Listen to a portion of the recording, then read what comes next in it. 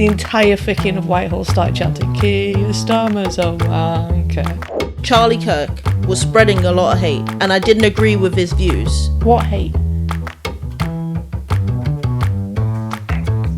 When it comes to whether somebody's a good person or a bad person, that can be measured objectively.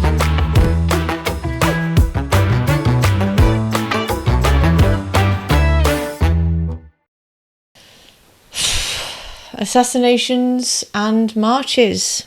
I'm Izzy. And I'm Garcia. Welcome to Informally Informed. It has been quite the week. A lot's happened in the world. So, should we start with the march? Mm-hmm.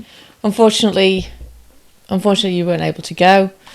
I know you wanted to, but such is life. I went. This is on the 13th of September, right? 13th of September, the big London one.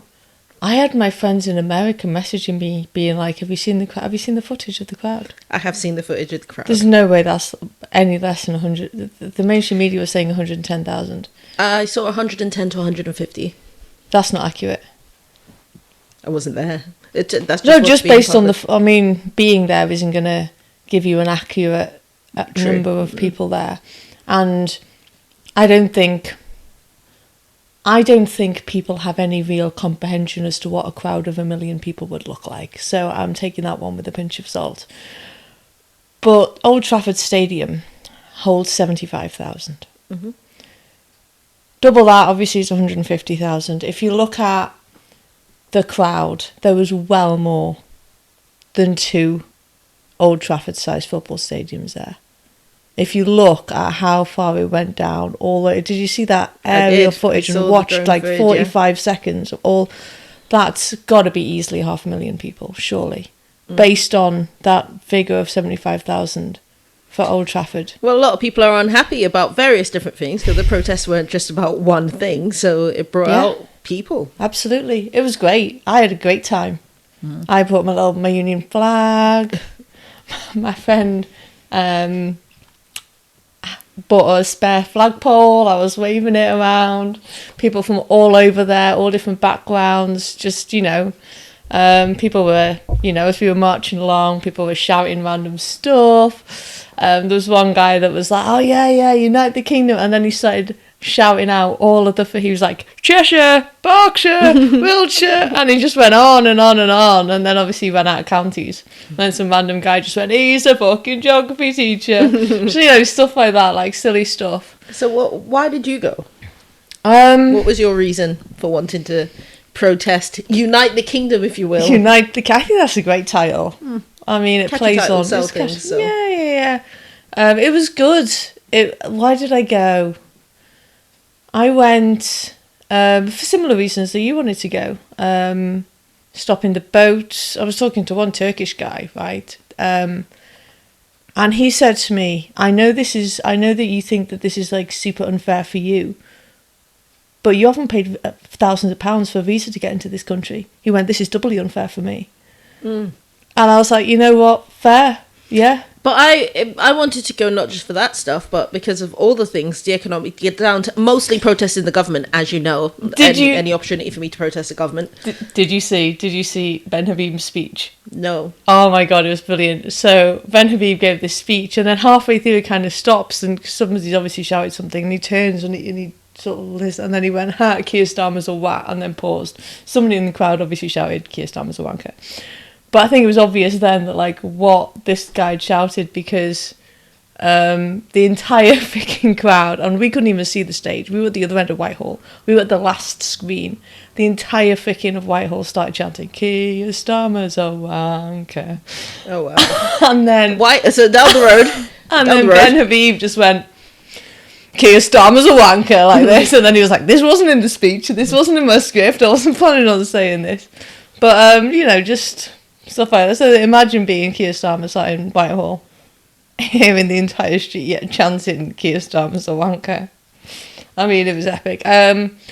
We were quite far back.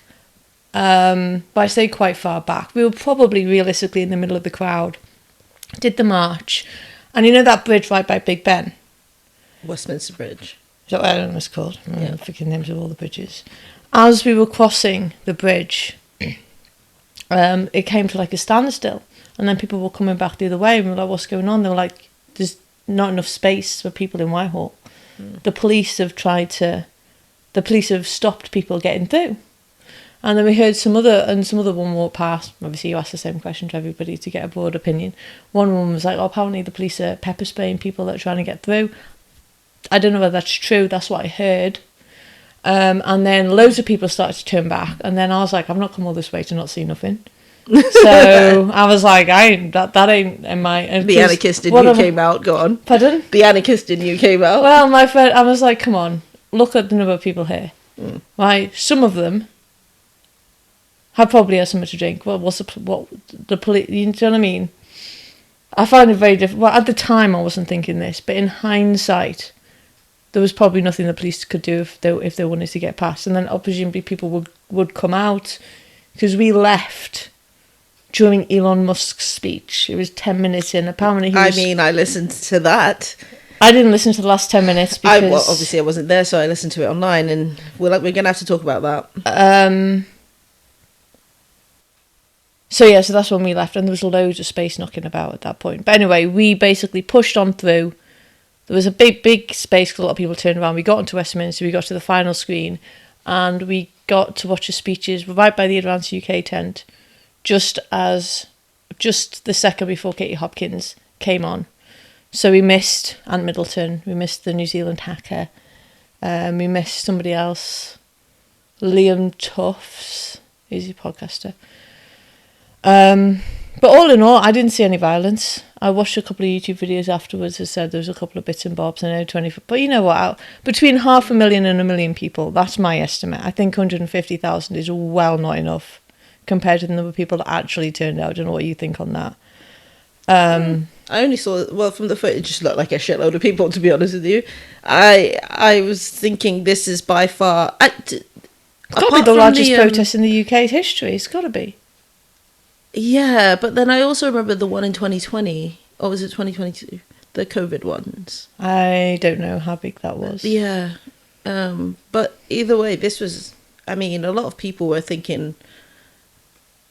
that I watch anyway were there to protest the government and protest what the fuck Keir Starmer's doing. Well, they were. Yeah, it was interesting because it was the British people were coming out for Britain, and this is the thing, right? Because they were coming out for Britain because there's so many different issues that affect so many different people based on where you live in the UK. That it would be very difficult to form a consensus about what it is that they're actually protesting about. True, but there is one major consensus. Keir Starmer's a wanker. Yeah. Outside of the UK's fallen to shit, and people, no matter what walks of life you're in, see that. You know, they're not papering over the cracks anymore. Keir Starmer, I don't think he's going to survive his term. Do you? I think he will. Do you? Because the only way he's gonna leave office is if he resigns. This is true. Do you honestly believe, like, Keir Starmer, he ain't Liz Truss, he ain't Boris Johnson, he's not going to fold. True. He's so ideologically driven, he genuinely believes it is his way or the freaking highway. He's not going to... Every single person in Parliament could hate him with a freaking passion. And short of the British version of impeachment, which I don't know what it is, there is one, but I can't remember it. He ain't going anywhere. He'll just rock up every day and go, well, you got to make it, you got to crack a few eggs or whatever. But the problem with that he's not going to resign due to pressure. I don't believe that. But this is the problem, because he's willing to run the country into the ground based on what he believes is right. And this is the thing, you know, it's... But he doesn't believe he is running the country into the ground. But, all right, okay. This is the analogy I'm going with. I know you're not going to get it, but it's the one I'm choosing to go with. Currently, look at what's happening at Manchester United. Right, don't know if you know this, but Manchester United's on a complete losing streak, okay? I did know that. They've not won. They won against some crappy team. They lost against Grimsby, all right? That's it, that was it. Yeah. They lost 3-0 recently in the Manchester derby. Ruben Amorim came out and said, if you want to change, you change the man, because I plan to stick to my guns to the end of time, all right? Fine. Manchester United, one of the biggest super clubs in the world, Britain, super country, whatever you want to call it, is losing game after game after game. And we see what happened last season. And instead of going, what can I do differently? I ain't doing nothing There's wrong. no pivot. There's no change. He's just continuing down his road of destruction. Keir Starmer is Ruben Amorim. And we need to change the manager, man. We need to change the manager. So we've changed the players. Look how many reshuffles he's had. We've changed the players. We've changed it big style because we brought in this fucking Labour government, which we said at the time were bullshit. And they've just run the country into the ground. Yeah. I mean, don't get me wrong. Our alternatives are... Kemi Badenoch's going through it. Oh, Kemi. She is going through it. But you know what you did this to yourself, girl. You ain't going to get no sympathy from me. And also because you keep distancing yourself from your blackness, I'm done with you. Anyway, look. That's a whole other conversation for a whole other time. But Kemi Badenoch is not going to be the next prime minister. No, okay? Of course not. Is it Ed Davies? No, he's not. He's not the Lib Dem leader anymore, I don't believe. Oh well, whoever the Lib Dem leader is, he's not. They're not. Reform are making a surge in the polls, but the problem with that is I don't think they'd be a better alternative.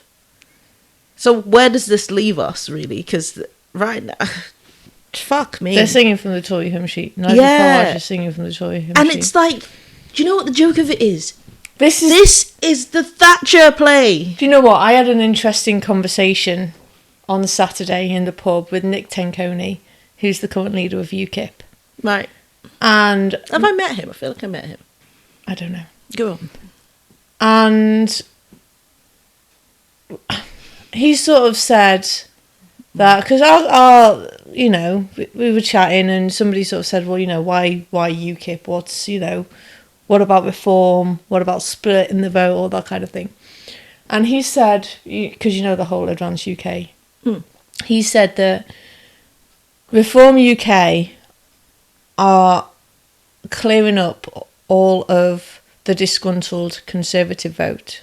People are starting to get disgruntled with Reform, so Advance UK have come in and they're going to clean up all of the disgruntled Reform vote.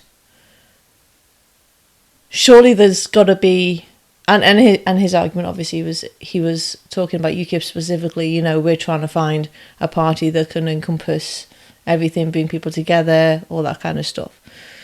But that's actually not a bad point. It's like, if you get so high up in the polls like Nigel Farage has done, he's got all the votes he's going to get that are that disgruntled with the British government, who wants to stop the votes, who fear for the change of culture in this country, who fear for the change of the increasing crime of this country, who are against what he's doing to the farmers, all these issues, the economy, all these issues, raising taxes.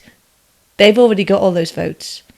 So in order to get elected, he's now toning down his rhetoric. He's saying things like, I don't want mass deportations. I don't think we should kick out everybody in the country that's been kicked out, that's come here illegally. I don't think that's a good idea. What? So yeah, obviously this is politics. People flip-flop. Look at Keir Starmer. All right, people flip-flop. But I guess that this is where this is what I'm talking about. Is that we're not we aren't able to, as a country. Keir Starmer and this failure of a party haven't managed to actually galvanise in the same way that, say, Jeremy Corbyn did. Because they've lost their voter base. Like Liverpool, for example, will always vote for Labour, no matter how much they screw them. But they're now starting to see that the Labour Party don't actually care about them. And that is a base that they can't afford to lose. I mean, you say that, but the Labour government are having their third year in a row, their annual conference in Liverpool, because it's the only safe place for them now. But then I wonder this. That never happens. I wonder this, though. What will it take? Because right now, there's a lot of things happening. There's a lot of things happening in the world. And currently, right now, let's not also forget that Liverpool is not very conservative in its thought, but it's quite liberal, really. and it's home base of this is the salt of the earth, blah blah blah. They're now seeing it because Keir Starmer, whether we like it or not, whatever he's doing with Donald Trump is having an effect in this country also. Donald Trump is here in the UK. He's visiting. They rolled out the royal red shenanigans for him. Yeah, he's President of the United States. President of the United States. They did the whole shebang. And he comes with investment. And he comes empty-handed. He comes with investment. But what the Labour government don't... We need to grow our economy, obviously. The economy's tanking. It's been tanking for a while. Do you think Labour got a wake-up call on Saturday, or do you think they're that involved that they're scared, but they really couldn't give a crap? I mean, you saw what Keir Starmer said after the Southport incident. His exact words were, "You will regret this." 24-hour courts, all this kind of thing for anyone that tweeted inappropriately. But don't get me wrong, I'm not in favour of rioting also or anything like that. But they didn't do it for other. It does feel like a specific targeting. But they also, at the same time, a lot of people were protesting against the curtails on freedom of speech. Yeah. There was a lot of people that were there to discuss this. Exactly. And this is what I mean. All of these people that are coming together for all these different causes are against the government. So important. What Keir Starmer, what the government are currently doing with freedom of speech in this country is absolutely ridiculous. Although, fun fact. So, I don't know if you've seen in the news that they brought the counter protesters quite close. I knew this before going in. Like, I knew because I'd been told by several people that the police had informed us that they were planning on bringing the counter protesters much closer than they did last time. And it's a tactic. They bring them right. There was a couple of meters. It wasn't far. It was just behind the stage. I didn't see any of it because I was miles away. And projectiles were thrown. Police officers were arrested. Police officers that stand in the middle have to do the wall, right? But this is the thing. They do it on purpose. Of course. They bring the counter-protesters as close as they possibly can because they know all it takes is one bad apple in either crowd to throw something. All of a sudden, everybody's at it. And what are the mainstream media reports the next day? Violence at far-right rally and all this kind of stuff. It's deliberate and intentional. And it's demonisation so obvious. At the expense of the police officers. Yeah, because 24 police officers were injured and 4 seriously injured. Although, fun fact, there were so many people at the march that they brought the counter-protesters in, the protesters, by sheer coincidence, it wasn't intended, literally circled the counter-protesters. They had to wait there all day. They normally only ever go for an hour and a half, get bored and leave. They had to sit there because they were told by the police they couldn't go anywhere because it was too dangerous. Or something, I don't know. Can we also talk about the amount of police that were brought in?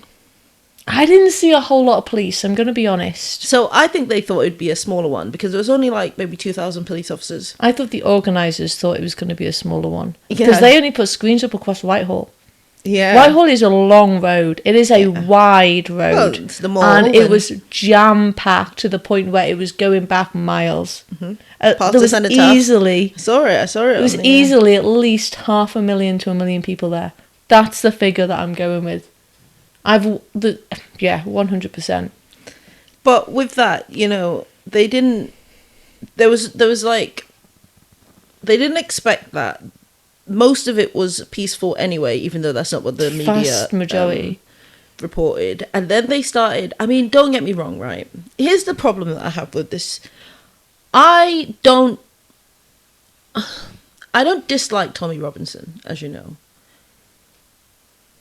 But I don't particularly like Tommy Robinson either. Switzerland. Yeah, Switzerland. Because I can see some of the logic in his arguments. I really, really can. And I saw, obviously we watched, because I was never going to be sitting there watching anything on my own, the trigonometry interview with Tommy Robinson. From his perspective, based on if what he's saying is true, I can understand how he ended up in the situation that he's ended up in. But even if his situation is falsified in certain places, I've seen it from the ground up where kids get radicalized because of the changing demographics, changing things. That's not to say that demographics don't change, because throughout human society, demographics change over time. I think the problem isn't necessarily the demographic shift, it's the cultural element. 100%. That was a very diverse crowd of the, Yeah, very, very, very. And I've actually seen a lot of people talk about this, how, yeah, obviously, this is England. You're going to have your racist bits on all sides. You're going to have your... I saw the ones that came out. Well, you say this is England, this is the planet, this is the world. Yeah, you're going to have like that. All right. But there was people there, families there. There was loads of things happening because people were... The thing is, regular people live in Britain. It's not tea cakes and butterflies. And it affects the regular people. Because it's funny, because I was watching...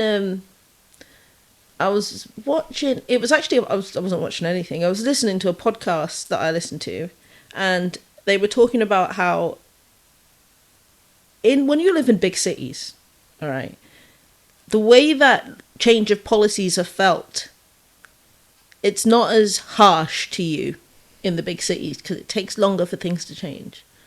But when you live in the boonies, when you live in the further parts away from the bigger cities, you start to feel those policies more than anywhere else.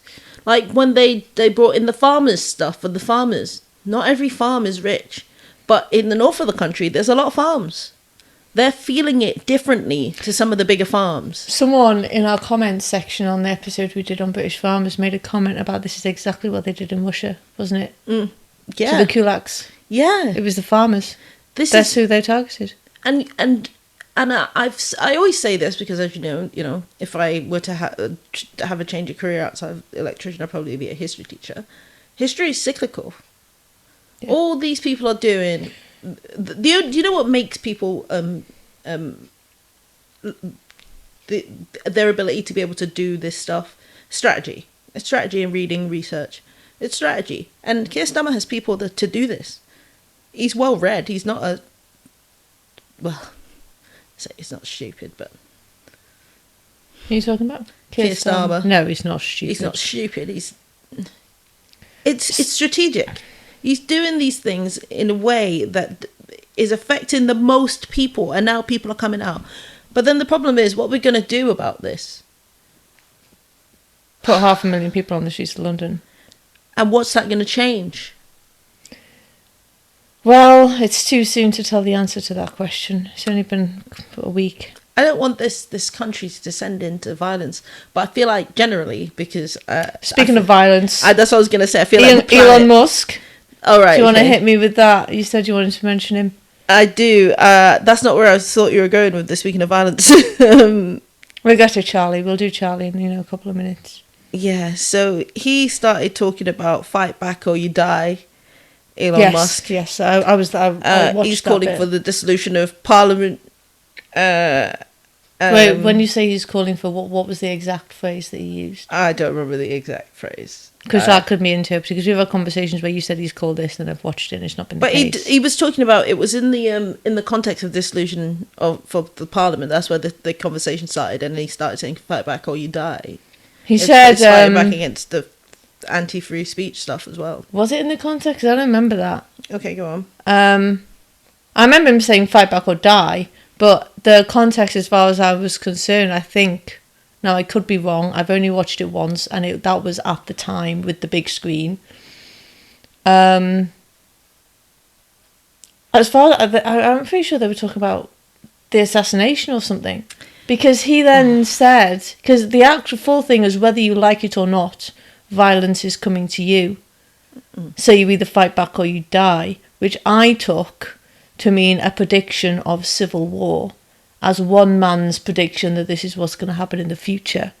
I didn't take it I didn't take it as a call to action, a call to violence or anything along those lines. I took that to mean your country is headed for civil war.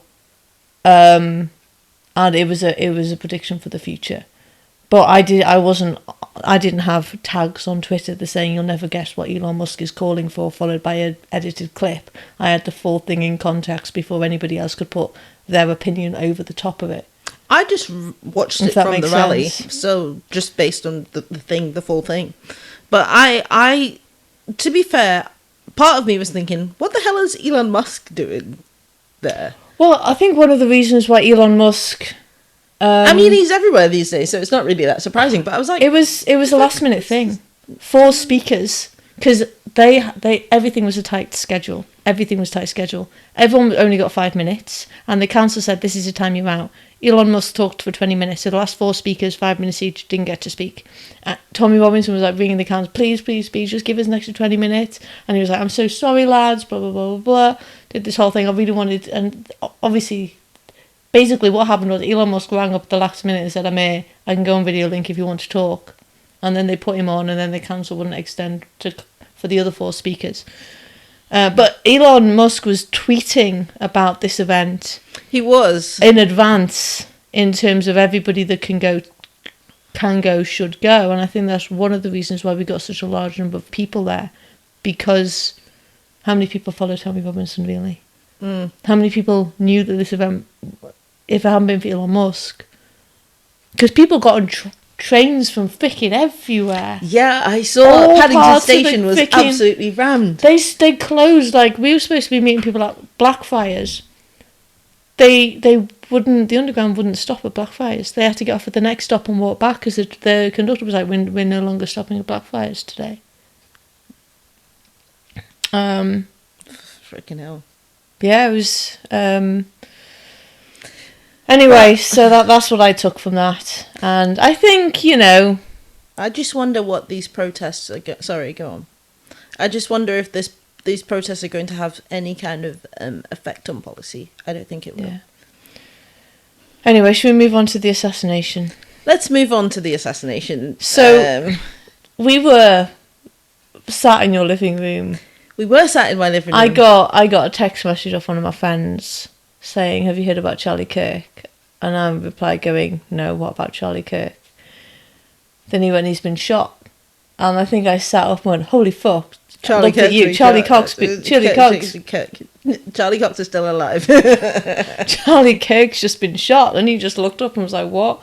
And then you were the one that said to me, 15 minutes later, the news is in, he's been assassinated, he's dead. Yeah, because... And then you showed me the video. Oh my God, I got tagged in so many videos about this. And actually, funnily enough, all I did was open... Was it Twitter or Threads? I opened one of them, and because I wanted to see what the hell was happening. There were so many videos from so many angles. And the thing is this, right? I've been thinking about this, because I've had a lot of time to think about this. I didn't agree with Charlie Kirk's politics. They're completely in opposition to mine. But as you know, I believe in humanity. Like, what the hell? This is a man with kids who are seeing these videos. I said this to you at the time. His kids and his wife in the front row. Yeah, like, what the hell? When his 3-year-old daughter heard the gunshot, the loud noise scared her when she went to her daddy for comfort and was told she couldn't go near him because he was obviously on the floor bleeding out. Do you see what I mean? Like, it's just like... And and it's really quite disturbing how many people celebrate this. It's really quite disgusting. And I said this to you at in a previous podcast episode, in which you said that you thought that Luigi Manglione had, quote, done a public service. And I remember saying to you at the time, no, you don't understand. This is going to go wrong. Did I not also say to you that I believe in humanity and we shouldn't be celebrating the death of anyone? It's just the same rhetoric that but the rhetoric of, well, I think he's done a public service doesn't help anybody. Yes, but you can still have an opinion on it's sympathy and empathy to the fact that somebody's died, right? Someone has died. But also at the same time, the hate that from my perspective, Charlie Kirk was spreading a lot of hate, and I didn't agree with his views. What hate?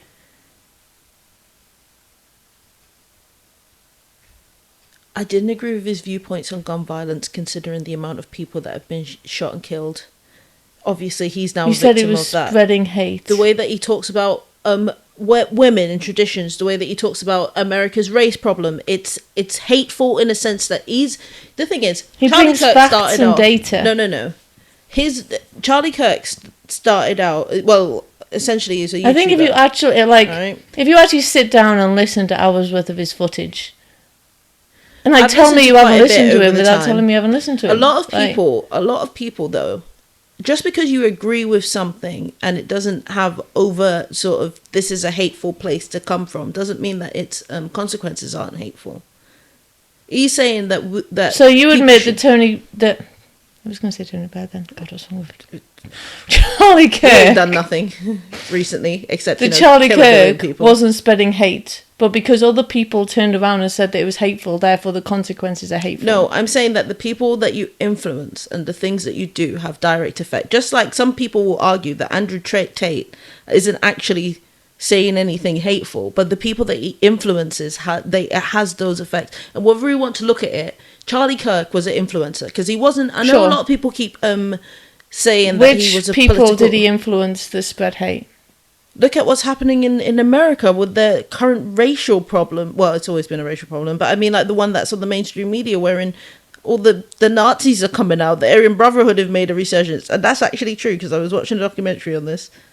And I was like... And you think Charlie Kirk's responsible for the KKK making an uprising? I'm not saying that they're... That is not respectable in politics. Sitting down and having debates with people about your opinions. But if you when I say I agree with Charlie Kirk on a lot, that's fine. I have a podcast. Are you going to accuse me of spreading hate? But we don't talk about things like that.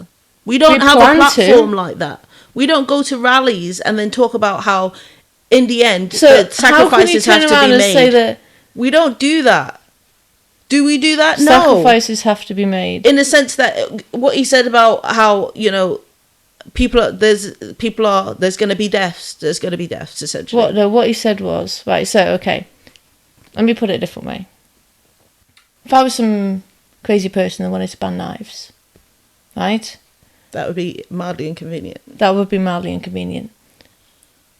I could then... So if I turned around to you and say... if I brought up a picture of a 5-year-old girl whose father went schizo, killed mum and daughter, stabbed to death, and looked you in the eye and say, how very dare you?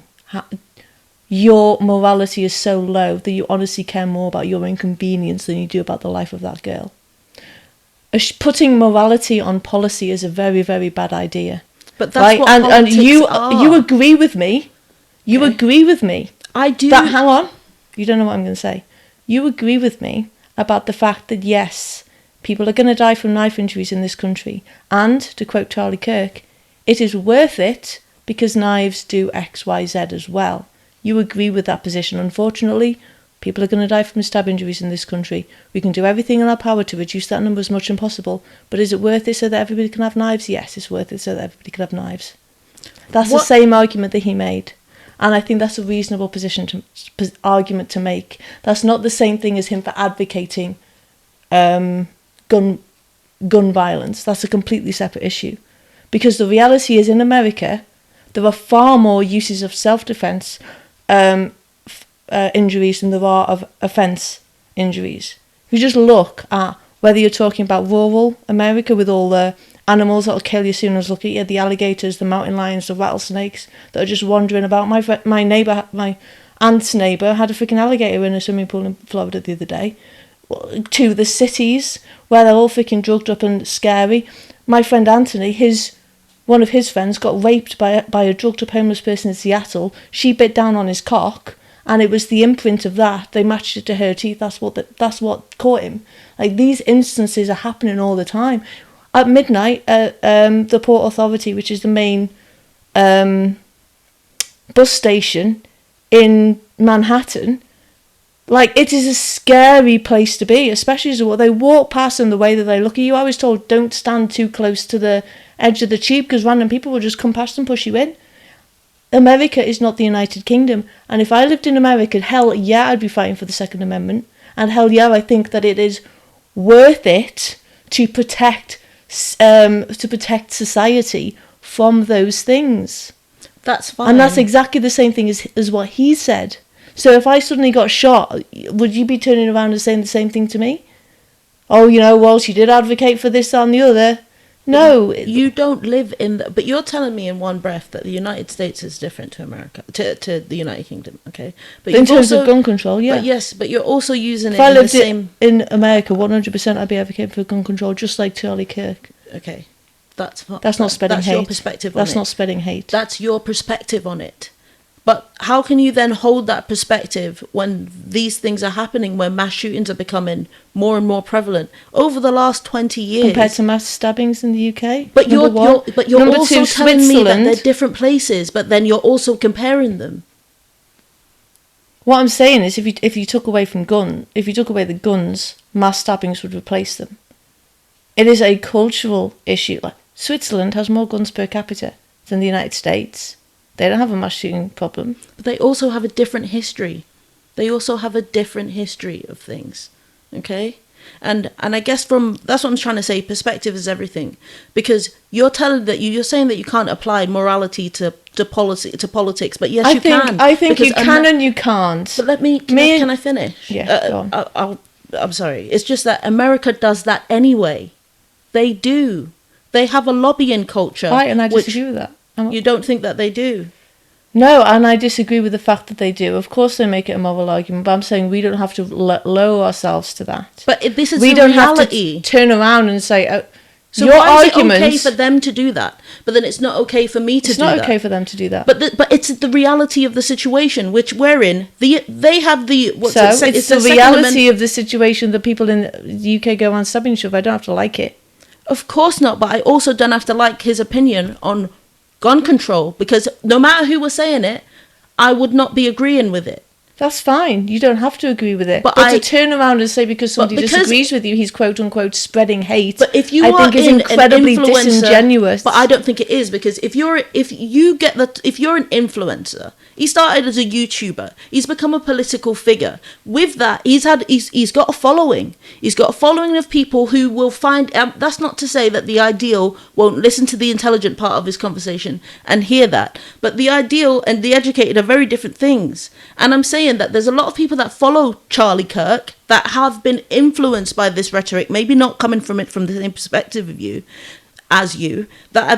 it's then translated into some of this stuff. Charlie Kirk, it's not just him. Find evidence for that. But I'm also looking at the way that Trump spoke about his death, and how he said that Charlie Kirk has helped to galvanize his position on things. Oh, Charlie Kirk was an influencer, yes. And his opinions, whether taken in the sense that you took them, or in the sense that the situation in America with their racial culture anyway as maybe fed into that, it's still a part of it. So yes, I agree that it's not nice to see that a man has died, but I also don't agree with his political points, and I feel like he's just like Andrew Tate has technically not been convicted of anything, but his influence has influenced people to do, or has he? I didn't follow that case. I don't think he did get convicted, did he? I don't follow Andrew Tate. Why would I want to do that? But basically what I'm trying to say is that his opinions influence. His opinions influence. Yes. He had what's her name? The woman from the Young Turks. Oh, I know which lady you're talking about, though. With blonde hair. Oh. Okay, yeah. All right. I thought you meant the other one. What's she look like? Turkish. I don't think she is Turkish. She might be Italian or something. Go on. There's Cenk Uygur, and then there's her. They're like the two main ones. And anyway, she said that what she really appreciated about Charlie Kirk is the fact that his main ideology. I mean, you can argue about the ins and outs of gun control, various other bits and bobs, but his main ideology was freedom of speech and debate. And he actively went out and sought and invited on people that disagreed with him to sit down and have civilized conversations. And she was one of those people that went on, had a conversation I really appreciated, because now I've got access to a whole other audience that otherwise wouldn't be seeking out my information because I'm too left-wing for them. He's gone, no, come here, sit down, we'll have a 2-hour conversation, you tell me your side, and we'll do that. So she really appreciated that about him. So to turn around and say he's spreading hate when he's got his opinion, sure, number one, but having opinions doesn't mean you're spreading hate. But also a willingness and openness to sit down with people in which you disagree. And the important point that I want to make is somebody asked Charlie on, I think, a university campus, I watched a video, it was a while back, in which she was like, why are you doing this? Why are you here? And he said the most important thing, and he said this multiple times whenever people say, why are you doing this? Why have you come to argue with college students, this, that, and the other? Two things. First of all, his response was mainly, well, are you a voter or you're not? I'm not talking to, university students, I'm talking to actual voters. And second of all, it's so important for both sides to sit down and have conversations, because the minute you stop talking is the minute you see the other side as evil. And that's the minute they lose their humanity in your eyes. And that's when violence starts.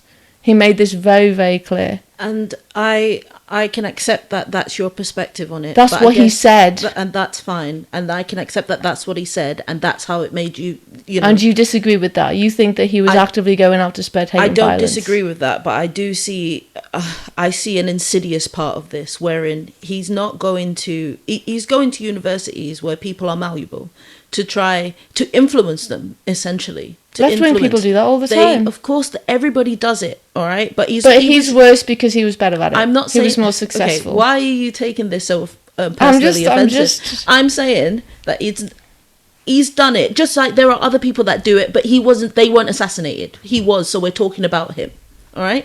He's done this, and he goes on and he talks about all these things, and he's not coming from a place of experts. He's coming from a place of people with these opinions, all right, which is influencing voters and university students. You're influencing voters and malleable people. You're influencing voters and people that don't know the world as much as he does. So yes, even though he's saying, yes, I'm wanting to have these conversations, you're talking about people who... Only because he's been doing it for so long. He started Turning Point when he was 18 years old at university, when he was talking to his peers. But then to say that he's... If he's not, if his opinions don't influence, how is he then a political figure? When did I say that? But this is what I'm trying to say, is that his opinions have influenced, whether good or bad, they've influenced. I'm not disagreeing with that. Okay. I've told you that he's not. I've not disagreed. But I'm also not disagreeing with that. What I'm saying is, the only point I'm making is to turn around and say he was spreading hate because he had opinions that you disagreed with, I think is disingenuous. And that's basically my point. I think it's disingenuous. Whose feelings on hate then are the ones that are not disingenuous? There's a difference between hate speech and speech that you hate. There is a difference. But I'm not saying that. I'm saying that his influence on the people that then go out and do hate crimes has been taken as hate speech. Because but they're wrong.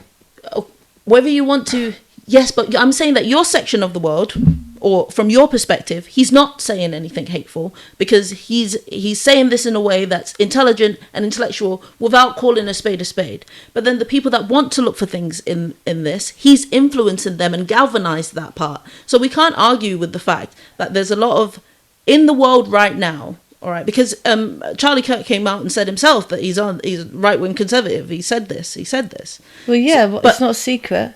I'm aware, but I'm making a point here, which is that the world is becoming more and more towards this. So the people that influence us from different... He was a conservative right-winger. Yes. Right? On an American public that is also going through the same things as Britain. So in a sense... that Ish, but kind of always... Since their inception, they've been going through this. We've had a longer history of things. So when I'm looking at like how America even mixes right now, there's a lot of anti-Trump sentiment. There's a lot of pro-Trump sentiment in America. There's a lot of things happening. There's a lot of people in the middle. It's just they don't shout out about it. There's a lot of stuff happening with immigration, the same way that there's a lot of stuff happening with immigration here. People are already bubbling. So what they take from his speeches are different. So even though he might be saying something, it's the same way that people were calling everyone who did a school shooting but hadn't had sex incels, even though it was a bit more than that. I understand that. I understand. That's the point I'm making, which is that he himself might not, or you, from your perspective, you might not have felt that he was influencing people to do these things or saying hate speech. No, that he wasn't, that his speeches were not feeding a rhetoric that was already there. But I'm looking at it as he was feeding a rhetoric that was already Which there. rhetoric are you talking I mean, about look at what's happened with all those two anti what are they called? Whatever. When Charlie Kirk got shot, he wasn't the only person that a lot of shit happened around the same time. There was also a school shooting, and the police think that it was all connected.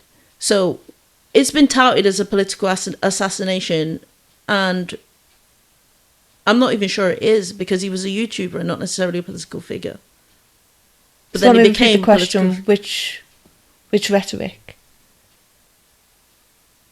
Go back to the original question. You said feeding into the rhetoric or something, and of their racial issues, of their other issues, their economic problems, their gun violence issues, the things that are actually happening in their society. It's the same way with, it only takes one. Sometimes it only takes one thing. So, for example, like I said this to you the other day, the killing of the Archbishop Franz Ferdinand is what tipped it over the edge, because the United States is already a bubbling of a lot of things. Go on. Do you know what I think it is? Go on. I think it's the rhetoric coming from the other side that's caused this. But then I think that in these times, people always blame one side or the other side. Of course. But people on the mainstream conservative right, for the most part, there's the exception. I've seen the exception. But for the most part, I'm not going around calling people fascists and Nazis. Right? This rhetoric of this person's fundamentally evil, this person's quote-unquote spreading hate, is part of the problem, because standing up, having a large audience and giving your opinions on issues that matter to the general population is not spreading hate. You might not like the things that comes out of his mouth, but that's not the same thing as inciting violence, which he was vehemently against, right? So when you have people going on influence, you want to talk about influencers spreading hate, right? Influencers going on their YouTube channels, their, mainstream media outlets, whatever it is, calling Charlie Kirk a fascist. The guy was that was his whole jam, was freedom of speech. So what are you talking about, fascist? Calling him a Nazi. Like, the BBC reported it as far-right activist. Come on. This kind of rhetoric, and it's difficult to understand, but if you think of it in terms of, if I asked 100 people, would they go back in time and kill Hitler if they had the opportunity? You're going to get a significant percentage of people going, yes, probably. Because we all know what Hitler did. We all know he gassed 6 million Jews. All this kind of stuff. We all know the horrors that occurred during the 1930s. Right? We're all fully aware of that. How many people genuinely tried to assassinate Hitler in the 1920s and 1930s? There's a fair few. Especially after he got elected. Was it 1933? Mm-hmm. There was a fair few. We don't look back on those people and go, oh my God, what an arsehole. Do you not know that violence is never the answer? We go, if only they'd succeeded. Maybe it could have been a better, or whatever the situation.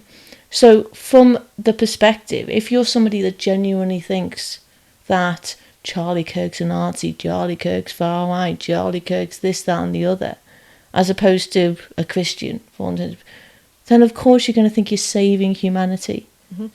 So the rhetoric that comes out and the way we demonise people that don't agree with us by accusing them of spreading hate, all this kind of stuff, it results in violence. It does. Like, if you look at the difference between Charlie Kirk was one of the leading right-wing influences in the United States. But where's the violence? Where's the riots? There aren't any. There's just vigils, all this kind of thing. So when you're talking about he's spreading hate, he's talking about that. Where is it? Because I ain't seen anything. I watched the video. Did you watch the video his wife did? No. No. It was like a 20 minutes. She got up and said, we're focused on building a legacy, blah, blah, blah, blah, blah. And you could tell that she was really upset about this. And then some people are thinking, oh, well, just she's inciting violence. And I know she's not. in any way, shape or form. Her husband was shot in the neck with her 2 kids present right in front of her 2 days before. Of course, But what do you think not she's going to be see- feeling? Do you not see that depending on how you feel, I mean, it's the human condition to not agree with people all the time, right? To not agree, to have, for us to have opinions. Of course. And it's the human condition to take out of a conversation what you want to take out of it, because a lot of people do that. So just because you've heard what Charlie Kirk has said in the era of he's trying to help America, he's on the, because he aligns with your opinions on things. Not on everything. a lot of maybe not. things. Is there anyone that you align with perfectly on anything? No, because there's no one that I align perfectly on anything. But Anna Kasparian, that's her name. Oh yeah, that is her name. That's her name. Is she Turkish or is she Greek? She looks Greek. I feel like she's anyway. She talks with an American accent. Well, I don't listen to her. I don't listen to the sensible people on the left and think they're spreading hate. No, of course not. But you are okay. If you think you are irrational. I'm not being irrational, but I don't mean you specifically. No. I just mean in general. I understand that, but I fear that you're not. That from what I'm saying is that from your perspective, okay, you're listening to what Charlie Kirk is saying, and you've been to America loads of times. You go and do these things, and you're there on holiday. You don't live there, all right? I don't live there either. So from the other side of things, the people that are not conservative, it's the same way with anything. You listen to whatever, you vote for whoever you most agree with. Some of the times. You vote for whoever you most agree with. You are drawn towards the people that you agree with, even if it's just some of the times. And your opinion, because there's going to be some overlap in there. All right? So you're more likely to consider these people to be the intelligent side of things because it's rational to you. Okay? On the other side of that, there's the people that fundamentally disagree with what Charlie Kirk has said. Because they're not they're not in the same place as you. I understand. So this is what I'm trying to say, because I'm not sat here reveling in Charlie Kirk's demise. As I said in the beginning, a man's died, all right? A man has died, and he died in a horrific way. But that doesn't mean that I guess it's, what I don't want to see, and what I thought about this is the question came up of, is Charlie Kirk a martyr in all of this, right? I mean, and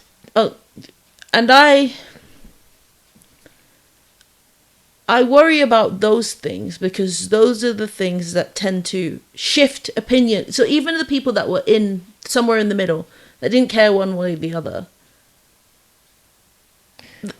it starts to polarize people more so than it was. Charlie Kirk a martyr? If somebody shot him because they thought he was a fascist spreading hate, then yes. I don't think there's been a reason given as to why he was shot. But do you think that this has brought people together? The authorities that investigating said that it was that the person charged had been radicalised by leftist ideology. The person who shot him. Not anybody else, not Trump, nor anything. That came from the authorities of the people doing the investigation. Martyr is a neutral word. All martyr means is they died for their political opinions, or for their beliefs, is a better way of phrasing it. So the terrorist that blows himself up and takes people with him is by definition a martyr. We might not like it, but that is the definition of a martyr. I'm aware. So Charlie Kirk in this situation would technically be a martyr. But it's the galvanizing. That doesn't mean that's a good thing or a bad thing. But it's the galvanized. Which side of the political opinion is being galvanized here? Because what it doesn't do is bring people together. Charlie Kirk wasn't a figure that brought people together. All right. What it's done for me, or what I've seen and researched, because I'll be honest, prior to this, I knew who Charlie Kirk was, but I did not know that much about him.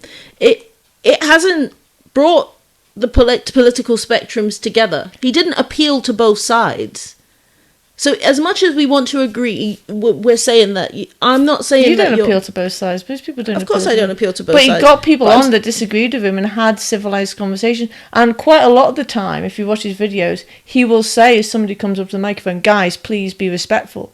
No shouting out, just be respectful. Everybody's got their own opinion. We can have a conversation about But this. everyone does that because he's an influencer and he's a political figure. So yes, he's not going to sit there and go, tell them to sit down. No, of course not, because that's not his brand. That's also just not his brand. He's built a brand, that's not it. He's not going to step outside of it.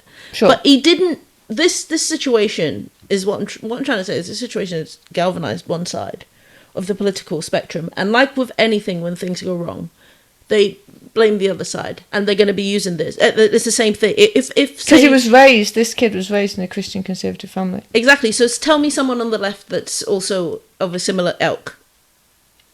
That got shot. No. That could. Let's say that Joe person. Cox. Let's say that person. God forbid, and I hope nothing happens. Gets something, in the same position. It would galvanize that side. The people would be. So I think I mean, yes and no. I see where you're going with this. I'm trying to think of someone in that kind of. I don't know. There's nobody. I don't really pay attention. There's nobody. To Charlie Kirk was very effective at what he did. He changed people's minds. I see, and I think yes, and I think it will galvanise people to be more active and to join to his Jubilee video. He did a surrounded. You should watch it. Got, last time I checked, a couple of days ago, 33 million views. Like people who didn't know who he was, but like when I was talking to Ollie the other day, he was like, "Oh yeah, my sister messaged me, being like, have you heard about Charlie?" He was like, "I didn't even know that she knew who he was." One of my friends in work, she was like, "Oh, yeah," like, and I was like, "How do you know who Charlie Kirk is?" She's like, "Oh, he popped up on my TikTok all the time." I was like, "You listen to that?" She's like, "Oh yeah, I don't agree with him on anything, but I think he was a sound bloke, and I really enjoyed listening to his arguments because it was something different, and so obviously I'm watching, and so it, like, she's the most milquetoast person I've ever met in my entire life. What's she doing watching Charlie Kirk videos? But in terms of the galvanisation, yes, 100% I agree. But I'm not sure if we're looking at it in terms of, is this a win for the right or the left? Oh, I don't think it's a win for anyone. I don't think it's a win for anyone. Someone died. And are we really in the age of political violence to the point that we've gone back to a point of assassination? Do you think this is? But this is the thing. It's only one side doing the assassinating, or the attempted assassinating. But look at what happened with Trump. Did they even figure that out? Or it just fell out the media? People said it was 3 assassinations. It just fell out the media, but I'm sure there are other assassinations that happen all the time. It fell out the media. But people remember. People do remember, but there was no conclusion. So I think it's one people will always try to blame who they think is responsible, but in actuality, and then do you know what the joke of this is? This is why you've got to wait for the information to come out before. Of course. And you know what? Can I just interject? Can I just quickly? Just quickly something about bad actors. All right. I know that I sound paranoid every time I say it because I know I do. I've heard myself. We film a podcast. How do we know that this isn't some sort of conspiracy? Well, this is exactly what I was going to say. Oh, and right. It depends on who you speak to. Yeah. So if you speak to, I don't know if I'll have to add his name, at 9/11 Steve. Oh, hi Steve. He will, obviously, massive 9/11 conspiracy theory, massively pro-Palestine. He thinks it's the Israeli government that's killed him because Charlie Kirk's criticisms of Israel. Yes. I don't know if you've heard that. I came across an argument about this. Freaking thinks it's the Ukrainians for God knows what reason. I love. Destiny is convinced. YouTuber Destiny. I know. I still don't know who this is though. Sorry. For fuck's sake. I know it's like the biggest YouTuber or something, but I just don't. No, that's Mr. Beast. All right, yeah. He is a deluded lefty, like to the point of absolute cray. He's convinced it's not a leftist. But from what I can gather, based on because as soon as it happened, obviously you're reading through all these information, what happened, and you wait for more information come out. The bullets, obviously the rifle was found. The bullets had a leftist ideology carved into them. Pardon? Have we seen any evidence? So this was what the authorities come out and said, and one of them said, "Oi, fascist, catch." Is this One definite, of them said, or is this... No, this is definite. This is officially been not released. AI, because these days... No. I never know what to believe anymore. This has officially been released by the investigating, because they found the gun before they found him. One of them said something about notices bulges, which is apparently some online reference towards trans ideology or something. Bulges presumably being bulges. I mean, I don't know. I didn't get the reference, but apparently it's an online meme if you're online all the time and do absolutely nothing else. So this has been said, yes, the bullet, only one shot was fired, and that was the notices bulges one, but the other ones in the magazine all had carvings on as well. But if I was a mass shooter, a conspirator, and I wanted to blame it on the far left, what would I do? I'd also I'll leave some engrave it. evidence to... So you just don't know. No. Is the honest that you just don't know. And back to the thing of what you were saying about the galvanization and who it's a win for. There was a lot of people that were saying that Charlie Kirk would probably end up as president of the United States, and I could believe that. I could buy that. It's something again that my friend Ollie says to me a fair amount. It's amazing how the days that end up changing history forever seem like a completely normal day to those living through it. Of course. And I do think that assassination changed the course of history. Whether because in 20 years' time he'd end up as president, I honestly believe that he probably would have. He's been doing it since he was 18. He's been very vocal. He's doing all the right things. He looks the part. He's very intelligent. He's got the wife and the kids. He's very respectable. Keeps within, he's got loads of charity. He's a good person, right? And then on the other side of things, is this now motivation for the galvanization? Projection of a good person. No, I mean, I believe it's genuinely a good person. Right, go on. And I don't think if you can provide me evidence that he was a bad person, I mean, I'd find that very difficult to believe, other than, I didn't like his opinions. But anyway. But you don't know that he's... okay, go on. I know people that know him. Go on, please. Well, then on the other side of things, you've got the... Is this incident then going to galvanise the right in a way that we've not seen before? Is Charlie Kirk's assassination a potential factor into why so many people turned up in London? Because people had Charlie Kirk signs in that audience. But Charlie Kirk got assassinated afterwards. No, he didn't. Did he not? No. Oh, no, because it was, yeah. People had Charlie Kirk signs, Yeah, R.I.P. and for Charlie and all this kind of stuff. It's because I was trying to remember when I last saw you. When we had, not last, but when we had discussed and this. in terms of the good person thing, 100% it was a good person. And I think that a lot of people that didn't watch him before last week have all of a sudden turned around and said, well, I don't think he's a good person based on what other people have said about him. The odd clip here or there. Mine's not based on anything. What? Mine's not based on any video or anything like that. Mine's based on the fact that what people project, especially public figures, is not who they are. I mean, look at... But this is the thing. This is the thing. So I was talking to loads of people that have met him, all this kind. If you watch all these videos, they all say the same thing. He was exactly the same in private as he was in public. Like Anna Kasparian said, we he invited me onto the show. He was very respectful. He was really nice. All this kind of stuff. He treated me with nothing but absolute. She's somebody who disagrees with him on literally everything.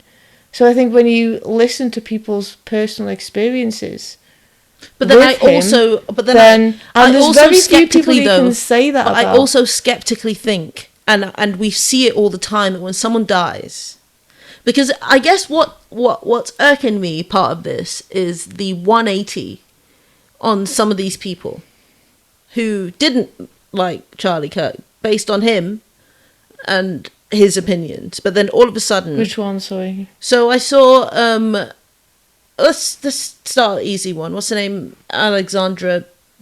AOC. I keep calling it AFC. AOC and her complete 180 on the Charlie Kirk, on how she. But then I also understand that she is a public facing figure. It's not like she can turn around and be like, you know what, fuck you and the horse you rode in on. You can't do that. That's just not. She didn't comment on his character. She didn't. She said political violence is a really bad thing. We need to end it. But she has in the past come out and commented on his character. Yes, but to turn around and say she's done a 180 by suddenly... If you say but you're she was a bad then asked someone, about it in an interview, and she said about what a nice guy he was.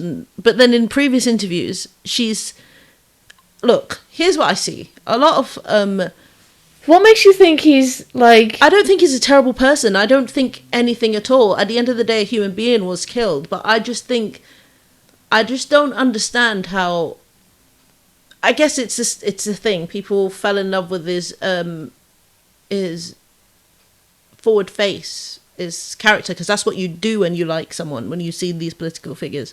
It's like if Keir Starmer died tomorrow, the country would mourn, because that's the thing that we have to do. A man was killed quite publicly. But that hasn't stopped people voicing their opinions. It hasn't, but the country people will mourn because the people that knew are influenced by him, or that met him, like or that followed him. Amir, what's his name? Yeah, but that's not the majority of people. The majority of people are the people that followed him. Sure, but when we're talking about content of character, then surely it's better to listen to people who actually knew the guy as opposed to people who didn't. If that's the conversation we're having right now. No, of course. That's not what I'm saying, because also is... if we're having a conversation about... Because I was saying he was a good person, you're like, but how do you know I'm saying that we don't know this for a fact. We just know based on what people are saying now that he's died. It's a sceptical way to look at things, I'm aware of it. But it's the same way that when someone's a bastard in life and they have a eulogy, people tend to talk about how wonderful they are. Most people on the left, let's be honest, are not going around accusing... We're not going around accusing Charlie Kirk of being a fascist and of being a Nazi. No, I don't think most people even think about those words. No. I mean those that are politically active that do think about those words. The vast majority will probably have enough common sense to realise that Charlie Kirk was not a fascist, he wasn't. But again, it comes down to this idea of demonisation of the other side. Because there was, on both sides... So a lot of demonisation on the other side of both sides. But, like, I'm a member of Turning Point UK, right? So I've been very aware of Charlie Kirk for a very long time. But you said that it's different after you die because you have to say nice things about people after you die. What about all the people that said it beforehand? What about the people that I asked a couple of years ago, what's he like? Oh, really nice. What about bloke, the people blah, blah, that are blah, flip-flopping on this? This is what I'm talking about. I'm not talking about the people that like... If we're having a conversation about content and character, then what I've just said is important. It's relevant. I just don't think it's the only perspective on it, because I sort of look at it and I'm like, yes, all right, those people are saying he was a nice person, but then also we're working on how you treat people. We're working on the premise that being a good person or a bad person is objective rather than subjective. Yes. I believe that honestly it's objective. Oh no, I do obviously think it's... Wait. I'm not working on the fact that it's objective. It has to be subjective, because who you think is a nice person might not be someone that I think is a nice person. So it's also based on position. Yes, but so you could be wrong. Based on position. Of course, but you could also be wrong. True. And but here's the thing. So why can't you accept that those people might feel like he's a nice person, have come out and said it, but those other people that are now saying that he's a nice person have previously said that he's a terrible person? I didn't say I didn't accept that. But that's the argument that I'm making. But I'm not saying that I think he's a terrible person, because I don't know him one way or the other, but I also know that depending on who I listen to... What I then said was, yes, but there's also a lot of people beforehand that said he was a nice person. The point I'm making is, I can think somebody's a terrible person, you can think somebody's a great person, but that individual itself, in the terms of the thoughts that they have, the actions that they take, the things that they do alone in a room and they think nobody notices, that is objective. You can think somebody's a really nice person and then they go off and turns out they're a serial killer behind closed doors. There's no subjectiveness in that. that guy's a terrible person. That's objective reality. And people have their own different perspectives on various things. But when it comes to whether somebody's a good person or a bad person, that can be measured objectively. You can write down a list of things that make somebody a good person, a list of things that make somebody a bad person, and go through that list and tick it off. But I do not agree. With that I don't believe that a good person or a bad person is subjective. I think it's a very objective thing. I see your point, and I'm not going against it, but I also agree that it's also very subjective, because how I view you, based on how my perspective of you, my reality of you, is very different from how someone else's reality of you. So even though you might tell me, I would come to you, because there's been people in real life that I've said to you, I think this person is a terrible person, and then you've said to me,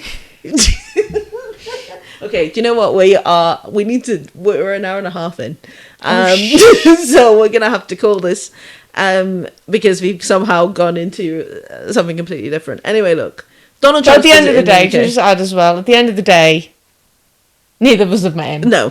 And Donald Trump's visit in the UK, which I know nothing about other than I don't care. I know that there's been protests everywhere. I know that they projected something onto Parliament, some sort of anti-Trump thing.